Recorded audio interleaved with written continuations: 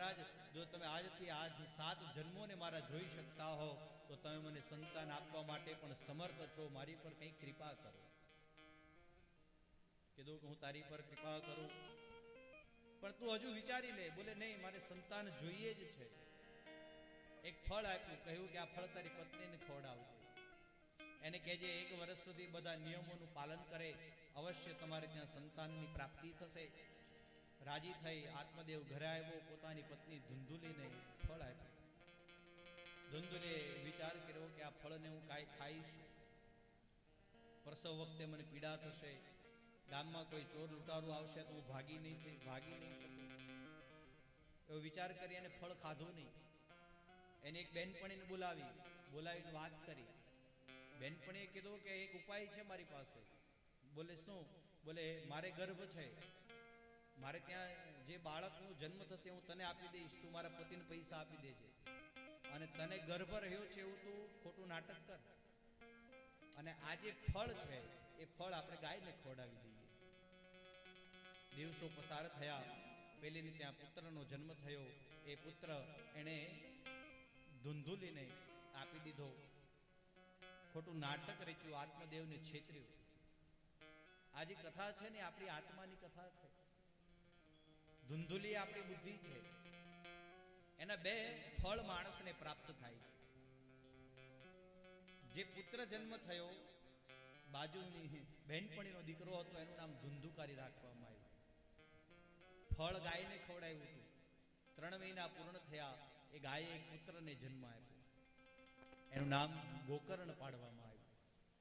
દિવસો પસાર થયા, ધુંધુકારી બહુ મોટો ખલ થયો, અને ગોકર્ણજી મહારાજ બહુ મોટા જ્ઞાની થયા. માણસની 2 પ્રકારની બુદ્ધિ હોય છે, એક સારી અને એક ખરાબ. વિદ્યા અભ્યાસની અંદર રત રહેનારા ગોકર્ણજી મહારાજ વિદ્યા અભ્યાસ માટે જતા રહ્યા. ધુંધુકારી ઘરે આવી અને ઉત્પાત કરવા લાગ્યો. જીવનનું કોઈ એવું કાર્ય નહોતું કે જેને અકર્મ કહ્યું હોય, જેને દુષ્કર્મ કહ્યું હોય, અને એ ધુંધુકારીએ ન કર્યું હોય. એક દિવસ પોતાના પિતાજીને માર મારી અને જતો રહ્યો. પિતાજીને ખૂબ માર માર્યો. ગોકર્ણજી મહારાજ એક દિવસ વિદ્યા અભ્યાસ કરીને પાછા આવ્યા, એટલે આત્મદેવે ગોકર્ણને કીધું કે મહારાજ તો આને કંઈક સમજાવ ને, કે આવું ન કરે. એટલે ગોકર્ણજી મહારાજે જવાબ આપ્યો કે પિતાજી, સમજવાની જરૂર ધુંધુકારીએ નથી, સમજવાની જરૂર તમારે છે. આ ધુંધુકારીની કથા આખી શ્રીમદ ભાગવતે જે લખી છે એનો સાર આ 2 શ્લોકોની અંદર છે. જરા ધ્યાનથી સમજજો. 10 સૂત્રોને પ્રતિપાદિત કર્યા છે. માનવ જીવનના સહજ કલ્યાણ માટે 10 સૂત્રો એ બહુ જરૂરી છે. 10 સૂત્રો અહીંયા બતાવ્યા છે. આ સંસારમાંથી માણસે મુક્ત થવા માટે શું કરવું જોઈએ? દેહે સ્થિમાઉ સરુધિરે વિમતિમ ત્યજતવમ. પહેલું સૂત્ર. હે પિતાજી, આ દેહ, અસ્થિ અને માંસને પોતાનું શરીર માનવું છોડી દો. એને તમે છોડી દો. જાયા સુતા દિશુજ સદા મમતા વિમુચ.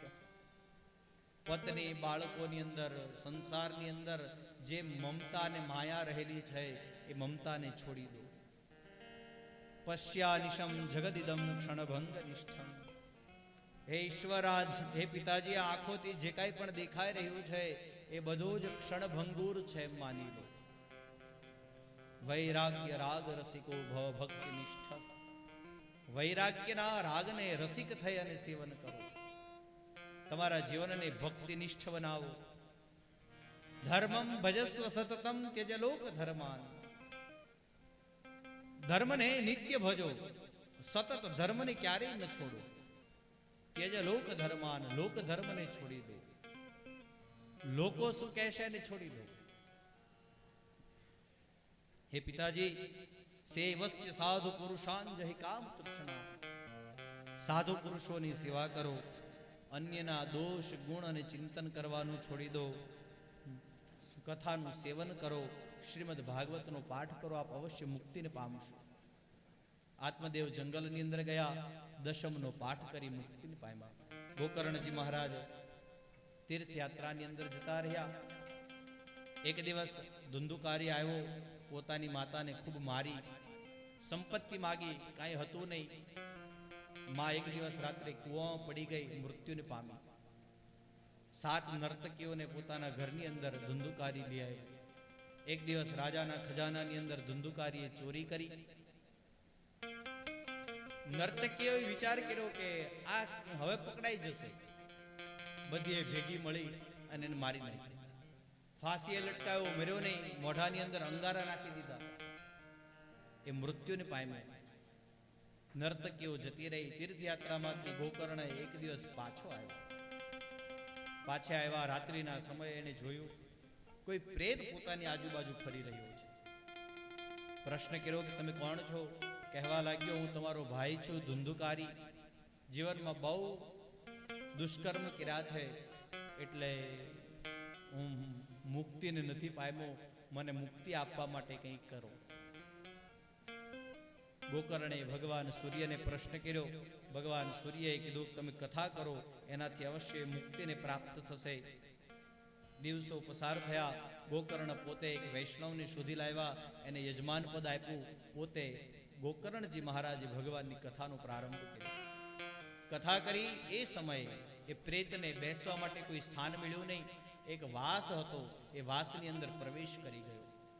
પહેલા દિવસની કથા પૂર્ણ થઈ, પહેલી ગાંઠ છૂટી ગઈ. બીજા દિવસે બીજી ગાંઠ, એમ કરતા કરતા 7 દિવસે 7 ગાંઠ ખુલી ગઈ. એક કામની, એક ક્રોધની, એક લોભની, એક મોહની, બધી ગાંઠો કથાથી છૂટે છે. 7મા દિવસે કથા પૂર્ણ થઈ, એમાંથી દિવ્ય શરીર ધારણ કરી અને ત્યાં પ્રગટ થયો ધુંધુકારી. કહે કે ભાઈ, આ કથાથી હું મોક્ષને પામ્યો છું. એટલે ભગવાનના પાર્ષદો લેવા માટે આવ્યા. ગોકર્ણે પ્રશ્ન કર્યો કે આ બધાને લેવા માટે તમે ધુંધુકારીને લેવા માટે આવ્યા, પણ આ બધા જે કથા સાંભળી રહ્યા છે એને બોલે ફળભેદ એટલા માટે થયો છે કારણ કે ગોકર્ણે ધુંધુકારીએ કથા સાંભળી તો ખરી, પણ સાંભળ્યા પછી એનું મનન પણ કર્યું છે, એનું ચિંતન પણ કર્યું છે. આ બધાએ ખાલી સાંભળી છે, કોઈ મનન ચિંતન નથી કર્યું. પણ તમે ફરી કથા કરજો, આ બધા શ્રવણ મનન કરશે અને ભગવાન શ્રી હરિ સ્વયં પોતે લેવા માટે આવશે. દિવસો પસાર થયા. ગોકર્ણે ફરી કથા કરી. સાકેત ધામમાંથી ભગવાન શ્રી હરિ પોતે આવી એમને બધાને સાથે લઈ ગયા. આ શ્રીમદ ભાગવતના મહાત્મ્યને પ્રતિપાદિત કરનારા 5 અધ્યાયો બતાવ્યા છે. 6ઠા અધ્યાયની અંદર માણસે શું કરવું જોઈએ અને શું ન કરવું જોઈએ. કથા સાંભળી રહ્યા છીએ, એના થોડા નિયમોનું આપણે અવશ્ય પાલન કરીશું. કથા પિતા પછી રોજ આપણે થોડું કીર્તન અવશ્ય કરીશું. એક નિયમ રાખજો, કથાની અંદર વાસી ભોજનનો ત્યાગ બતાવ્યો છે. કથા સાંભળનારા વ્યક્તિએ વાસી ભોજન કરવું નહીં. ફૂડ પેકેટ રસ્તા ઉપર આપણે હરિદ્વાર દર્શન માટે જઈએ અને પડીકો લઈને ખાઈ લઈએ. અત્યારના બાળકો એટલા બધા તામસી જે થયા છે, એનું સૌથી મોટું કારણ એ આ વાસી ભોજન છે. પડીકાઓ બંધ કરી દો, તમારા બાળકોમાં સુધારો આવી જશે. વાસી ભોજનનો ત્યાગ બતાવ્યો છે. ત્રીજો નિયમ, બધાએ ભાગવતજીની ઓછામાં ઓછી 4 પ્રદક્ષિણા અવશ્ય કરવાની છે. રોજ બધાએ ઓછામાં ઓછી, વધારેમાં વધારે 108 થઈ શકે તો શ્રેષ્ઠ, પણ ઓછામાં ઓછી 4 પ્રદક્ષિણા બધાએ ફરજિયાત કરવાની છે. અને ક્યારે? કથા પહેલા અને અથવા તો કથા પૂર્ણ થઈ જાય પછી, તમારા ટાઈમે પણ 4 પ્રદક્ષિણા અવશ્ય બધાએ કરવી. ઓમ નમો ભગવતે વાસુદેવાય, આ મહામંત્રનો જપ બધાએ કરવાનો છે. અને વ્યાસપીઠને તમે અહીંયાથી જ્યારે પણ મંડપની અંદર, કથા મંડપની અંદર પ્રવેશ કરો એટલે સૌથી પહેલું કામ શ્રીમદ ભાગવતને નમસ્કાર કરવાનો, પ્રણામ કરવાનો. આ નિયમોના અવશ્ય પાલન, બીજા ઘણા બધા નિયમો છે, પણ આ નિયમોનું પાલન આપણે અવશ્ય કરીશું. આગળના પ્રથમ સ્કંદના પ્રથમ શ્લોકની અંદર પ્રવેશ કરાયો છે. આંખો બંધ કરી આપણે બધાએ આ શ્લોકને સાંભળવાનો છે.